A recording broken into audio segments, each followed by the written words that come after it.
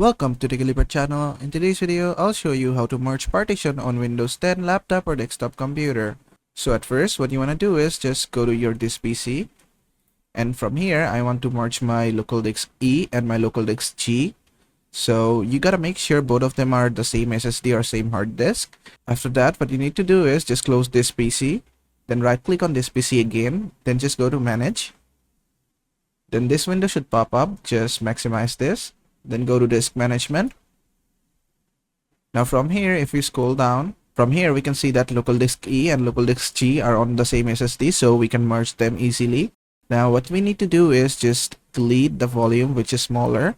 Just make sure it is empty because everything will be deleted. You can also delete the large volume if that's empty, so just delete one of them. Click on yes. Then you'll find unallocated memory of that size. Now what you need to do is just click on the other volume, and from here just click on extend volume. Then click on next. Then click on next again. It will select the full size of the unallocated memory. Click on finish. And there you go. We got 8 GB extra on local disk E. And we can verify that by going to this PC again. There you go. And that is how to merge partition in Windows 10 laptop or desktop computer. I hope this video was helpful. If it was, please give it a thumbs up and don't forget to subscribe.